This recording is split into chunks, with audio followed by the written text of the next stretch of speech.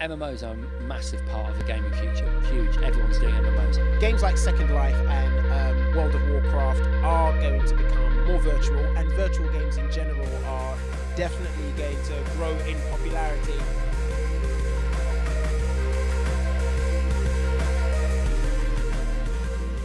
Second Life currently has more than 20 million online users from around the world. Players create their own avatars which they can use to explore the game. They are able to interact with other avatars as well as buying and selling items within the game, but using real money which is converted into Linden dollars. In 2009, around 64,000 users made a profit on Second Life. Although many of these were small profits, there are stories of people becoming millionaires by trading in the virtual world. One of the reasons for the popularity of virtual games like Second Life is that it gives people the opportunity to live out their greatest fantasies and become more than they ever could in real life. We asked gaming shop assistant and keen gamer Matthew Whitaker about his experience in online gaming and the money he spends.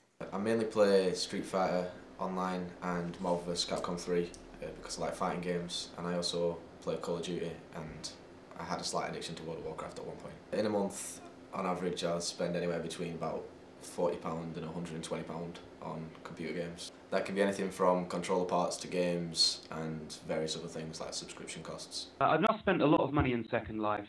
I think since I joined in about August last year, I've only spent about 70 quid. It's so easy to spend like 5 quid here and 5 quid there. You over a long period of time, you don't think about it, especially when it's instant. There's no change of hands with money. It's just easy to rack up that kind of debt. It's gambler's mentality. You think, oh, just another fiver, it's not going to hurt anything. When it comes to spending money, people always have an issue with new ways of doing it. It's not. Is it like gambling? It's not strictly gambling, is it? It's like you're investing money in creating your own world. They're free to play, and they want you to spend money on things that have no value. You can't put a fake house in Second Life, and you will, because as soon as you die, that account's just null and void. Whereas if you spend that money on a real life house, you'd be able to pass it on. Second Life is really interesting. I remember when the red light district in Amsterdam was up for sale, the virtual version of it, and I really thought about buying it because I thought commercially you could do a lot with that. If you owned, put it this way, if you owned the red light district in Amsterdam for real, you'd be a multi-trillionaire, right? Well, here was an opportunity to join the virtual version. The only problem was I think it sold for, you can look this up, you'll probably get it right, but it was something stupid like $1.5 million or something massive, yeah. So there was no way that a mere mortal like me was able to afford it. There is also a darker side to gaming, as we found out. There has been many news stories about gaming addictions becoming serious, from game addicts being treated with antidepressants to a gaming rehab being opened in Amsterdam. Also a more shocking story of a man dying from exhaustion after playing StarCraft for 50 hours straight. Games like Second Life, it is becoming the primary life of some people who may be playing it a bit too much. I don't think I'm that addicted to online gaming. I might be a little bit, because yeah, I do have my Xbox on all the time, and as I come in the house, the first thing I turn on is my Xbox and my TV. It's my job to play games and know about the games, so that's the excuse that I use. 40% of World of Warcraft players are clinically addicted.